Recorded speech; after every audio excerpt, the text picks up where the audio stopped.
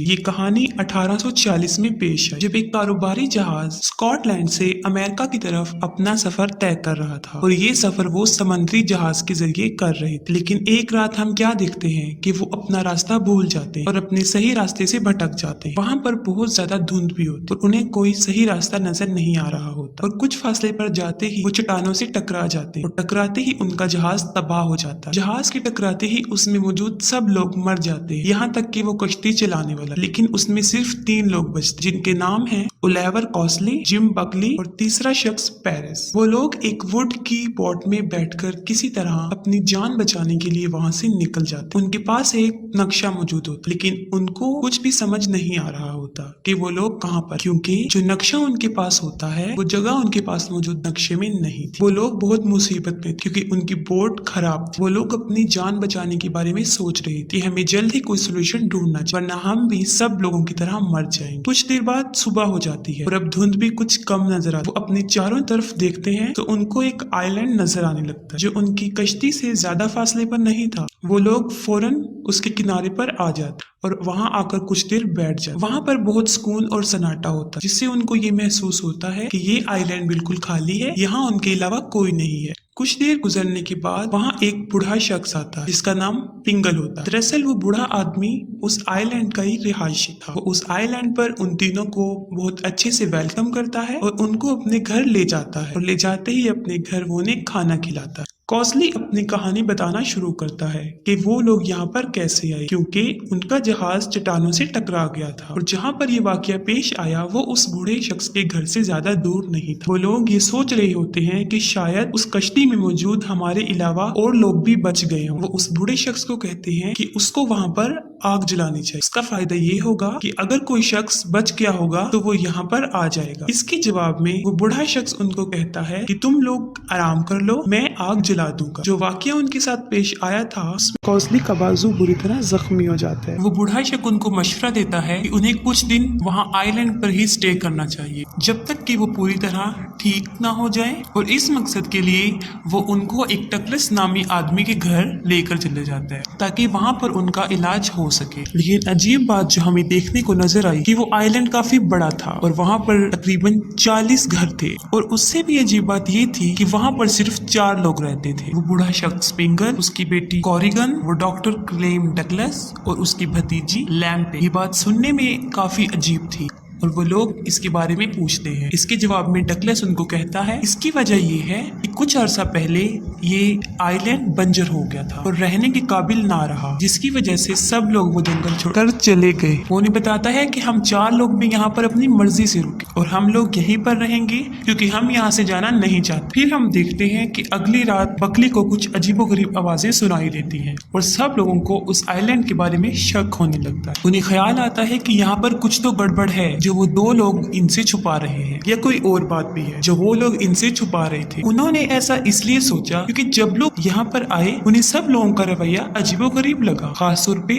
वहाँ की फीमेल्स का। वो हकीकत का पता लगाना चाहते थे, इसलिए वो लोग खुद उस आइलैंड को देखने का फैसला करते हैं कि आखिर इसके पीछे क्या हकीकत छुपी है। इसके जवाब में डगलस उनको मना कर देता है। वो उन लोगों को मना करता है कि उनका वहां से निकलना किसी खतरे से खाली नहीं है, क्योंकि आइलैंड पर अंधेरा जल्दी हो जाता है और जैसा वो लोग सोच रहे हैं वैसा कुछ नहीं है। आइलैंड पर कुछ ऐसी बात नहीं है, और कहता है कि तुम्हारा फायदा इसी में है कि तुम यहाँ पर ही रहो। लेकिन उस बूढ़े शख्स की बातें बिल्कुल ठीक थी। उसने कहा था वहां पर कोई नहीं है, वहां पर सच में उन्हें कोई नहीं मिला और सारे घर खाली थे। मगर हकीकत तो ये है कि वो डेड आइलैंड था, क्योंकि वहां पर ना कोई जानवर था और ना ही कोई इंसान। बकली को ये जगह मशकूक लगने लगी, और इस आइलैंड की सबसे अजीब बात ये थी कि वो किसी मैप में भी मौजूद नहीं था, जबकि वो उस लैंड के आसपास ही था, लेकिन फिर भी वो किसी नक्शे में नहीं पाया जाता।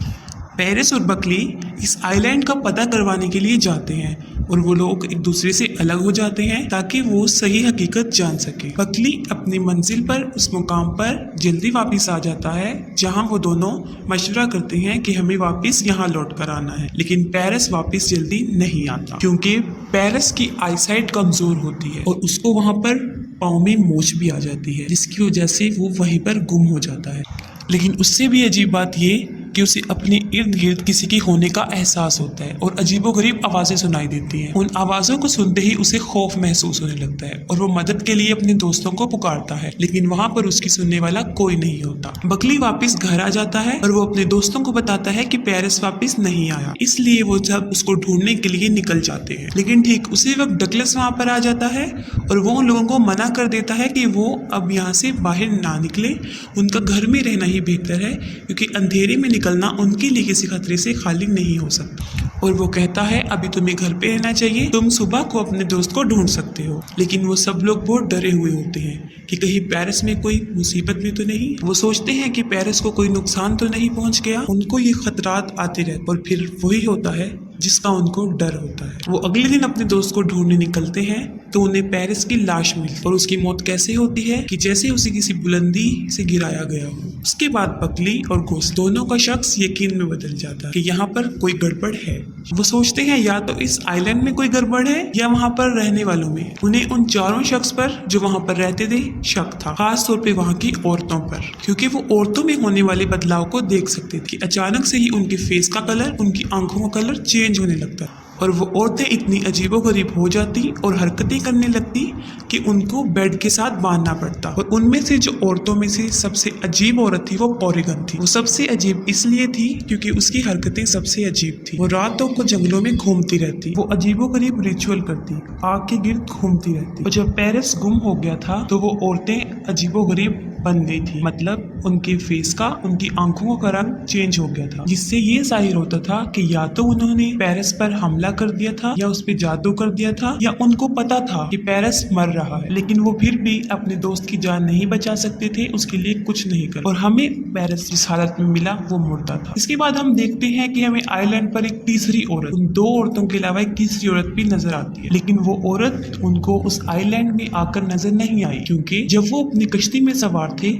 उनको तब पहाड़ों पर रोशनी नजर। और जैसा कि आपको बताया गया था उस आइलैंड के बारे में कि वो किसी भी नक्शे में मौजूद था ही नहीं। इस पर कॉस्टली अपनी पेशन गोई शुरू करता है, जिसके पेश नजर वो वहाँ पर छानबीन करता है और इसके दौरान उसको वहाँ से एक डायरी मिलती है। उस डायरी में जहाजों का जिक्र किया होता है और उसमें लिखा होता है कि यहाँ पर जो लोग रह रहे हैं वो लोग पहले मौजूद नहीं थे। और उस डायरी में ये भी लिखा था कि उनसे पहले भी जो लोग इस आइलैंड पर आए वो यहाँ पर फंस गए और यहाँ से फिर उनका निकलना नामुमकिन हो। वो दोनों दोस्त वहाँ से निकलने का, अपनी जान बचाने का सोच रहे होते हैं। और अच्छी बात उनके लिए ये थी कि उनकी बोट ज्यादा दूर नहीं। वो अपना सामान उठाते हैं और रात को ही उस आइलैंड को छोड़ने का फैसला करते। लेकिन तब रात थी और धुंध बहुत ज्यादा थी और उनको रास्ता भी नजर नहीं आ रहा था। लेकिन उनके लिए बुरी बात ये थी कि उनको वहाँ पर अजीबोगरीब आवाजें सुनाई देना शुरू हो गई। उन्हें ऐसा महसूस हुआ उन आवाजों से कि जैसे उनके साथी मुसीबत में है और मदद के लिए पुकार रहे हैं। इन आवाजों को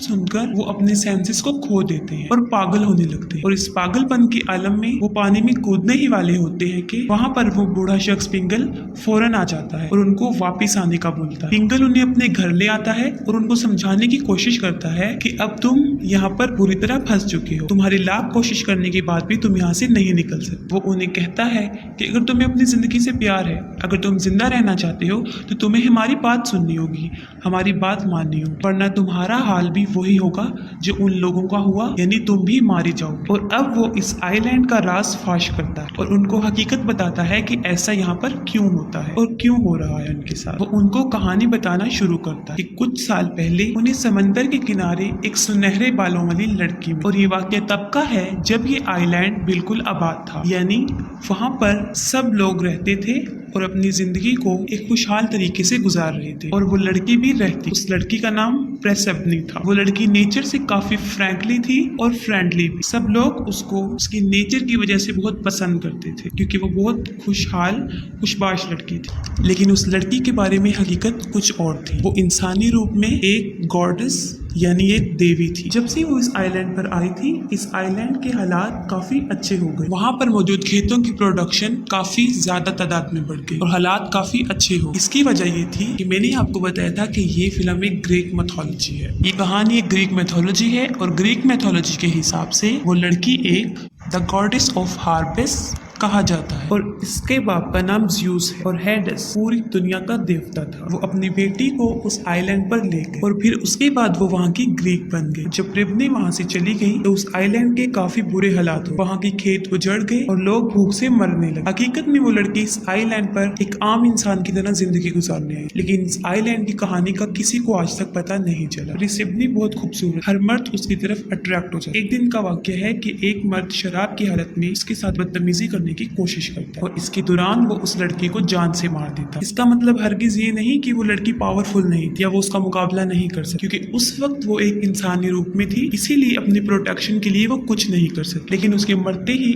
आइलैंड पर जवाल आ गया, कहत आ गया, लोग भूख से मरने लगे और वहाँ का सब कुछ बंजर हो गया। और उसके बाद उस आइलैंड के मर्द आहिस्ता आहिस्ता मरने लगे, वो भी वहाँ की औरतों से। वो अपने ही औरतों के हाथों मरने लगी क्योंकि वो लड़की अपना बदला नहीं ले सकी। इसलिए वहाँ पर रहने वाली औरतें अपने आप पर बेकाबू थी और अपने बाप भाई बच्चों का किसी की पहचान नहीं रखती थी और उनको जान से मार देती थी। और जो लोग यहाँ पर फंस जाते वो यहाँ से नहीं निकल पाते और जो लोग यहाँ से निकलने की कोशिश करते उनको जान से मार दिया जाता। यही वजह है कि ये आइलैंड बंजर है, क्योंकि जो भी यहाँ पर आता वो मारा दिया जाता, क्योंकि गॉडेस का कंट्रोल औरतों पर ज्यादा था। और इसी वजह के पेश नजर उन 4 लोगों को वहां पर जिंदा रखा गया ताकि ये कर्ज आइलैंड पे हमेशा बरकरार रहे और जो भी जहाज वहां से गुजरता वो इस आइलैंड के कंट्रोल में आ। उसके बाद ये होता कि वो जहाज तबाह हो जाता और उसमें लोग मौजूद मर जाते और ऐसा कई सालों से होता आ रहा है। यानी उनके लिए यहाँ से निकलना नामुमकिन हो गया, तो अपनी सारी जिंदगी